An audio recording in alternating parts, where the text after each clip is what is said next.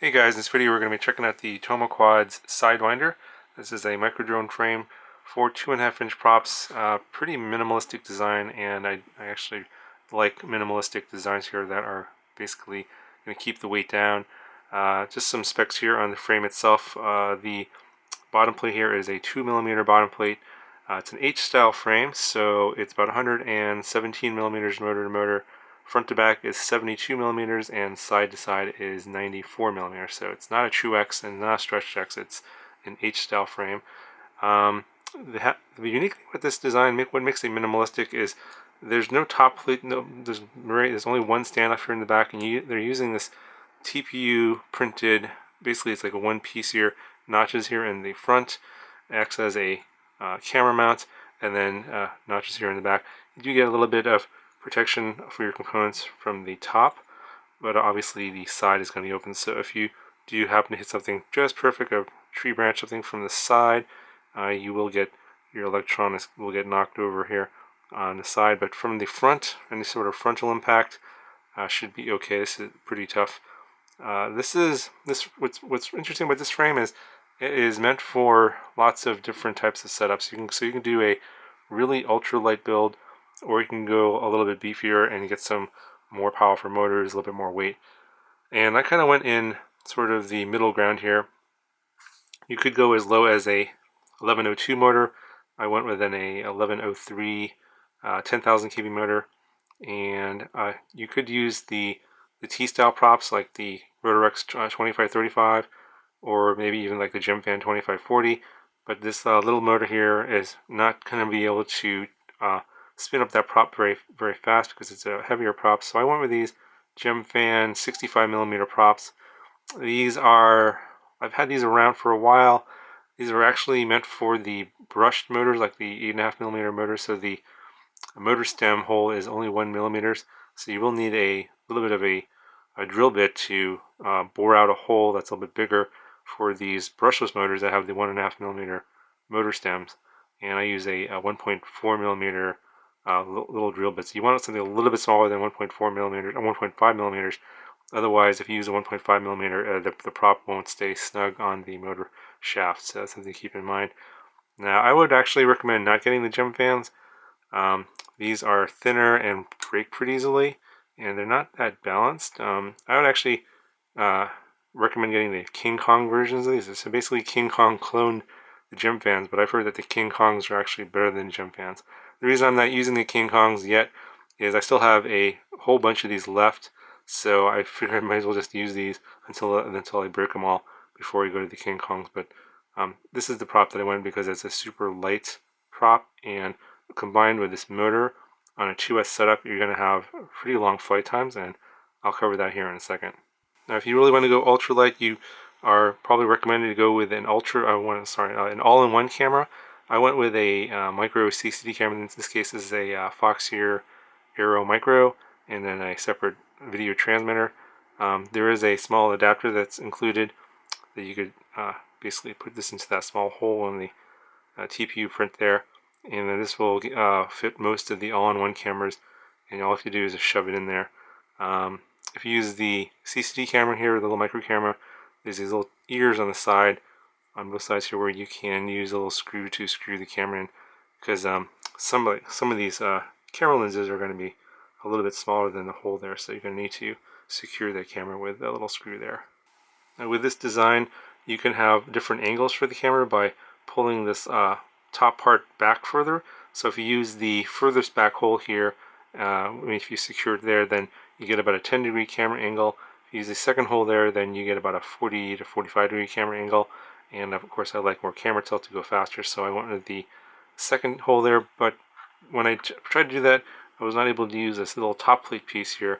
And this goes here, and this front part notches in this hole here.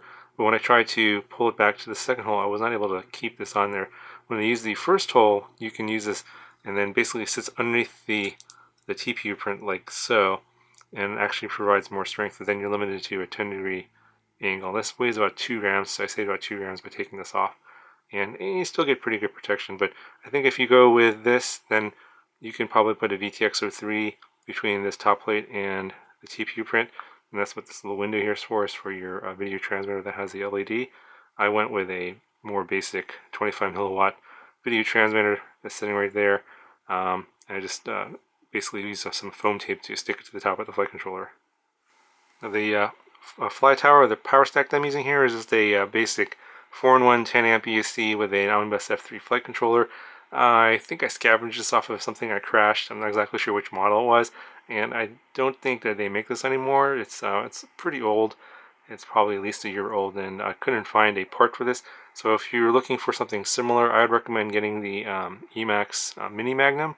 That one's pretty much going to be similar spec to Omnibus F3 with a Betaflight OSD and a 13 amp 400 ESC, and that's actually not a bad choice to go with because I don't know if you can see here, but my ESC motor wires are on the front and back instead of on the sides, and that's the way the Mini Magnum is set up. And the reason I have it like that is because the motor wires for these 1103 motors are too short to reach the front part. The back ones are okay; they're plenty long because there's less distance here, but this one here requires more length, and I wasn't able to get it all the way around here and then to the side, so I had to flip this around.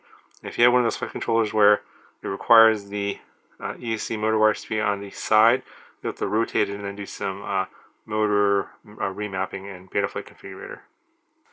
And then the last part that I have on here is my receiver, just using a FlySky FS-A8S receiver, and fits very nicely here, tucked in the back between the standoff and the flight controller stack. And I just have it on here with zip tie with the antenna sticking out one of the open holes here. It should be okay. Shouldn't really be getting into the props. So the final weight of this, as you see here built, is 53 grams. You could possibly get even lighter if you go with 1102 motors and say an all-in-one camera instead of a separate micro camera and video transmitter. You could probably get it under 50 grams, which would be a really light setup for something with 65 millimeter props like this on 2S. Obviously, you can go even more powerful. You can go up to like 1104, 1105, or even 1106 motors. But with a 2 millimeter bottom plate, I'm not sure if you want to go 1106 because it's going to press. The 1106 motors have a lot more torque, and with a thinner bottom plate, you're going to get more flex in the punch outs, which will lead to vibrations and oscillation issues when you're tuning. So for something that's actually meant for a lightweight build like this, I would actually recommend not going to 1106. There's a lot of 3 millimeter bottom plate frames out there that will work better with the 1106 versus this minimalistic design. I would probably go at most a very light 1105 motor or an 1104 motor. Okay, so as I built this as a lightweight setup here, I really didn't build it as a freestyle acrobatic flyer. This is going to be more like a cruiser. If you're looking for long flight times, I think this is a nice setup to go with. If you're looking for something that's going to be very acrobatic and a lot of punch outs and lots of power, I'd recommend going with something like the HGLRC Hornet 120. That one definitely has tons of power. This one is really for the guys that are looking for long flight times, and so I'm going to actually talk about my batteries I used and the kind of flight times I got. With this particular setup, you can go lighter and even get even more flight times with different batteries, of course. So the batteries I went with here, you can go with a GNB 350 2S battery. I used a Betaflight 450 2S battery, and then I have a GNB 550 2S battery. And of course I used the JST connector on here because that's what I have on the drone. I was getting roughly 4.5 minutes on the 350. This, was pretty windy on the day I flew this, so you might be able to get a little more flight time if you're not in such windy conditions. But I think that for this one, I'd probably go with the 450 instead of the 550 because the 550 is kind of heavy compared to the 450, and you get a lot more flight time in the 450, but not that much more flight time on the 550. So going from the 350 at about 4.5 minutes, on the 450 here, I was getting roughly 6.5 minutes of flight time.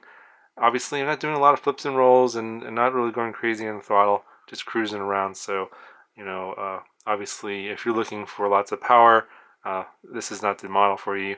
But if you're looking for long flight times, this is the model for you. Now, if you want to go super ultra long flight times and not have to worry about carrying extra weight around, go with the 550 here.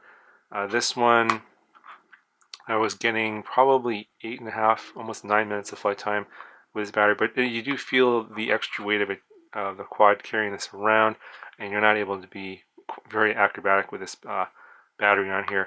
If you go with a lighter battery, you can do a little bit more acrobatics, a little bit more flips and rolls. Obviously, the more you're on the throttle, you're going to cut down your flight time. So you could reduce your 4.5 minutes down to, say, 3.5 minutes or 4 minutes if you're going to be doing a lot of tricks and stuff with this setup. So go ahead and I'll show you the flight footage. I'm just going to show you the flight footage from the 350 flight.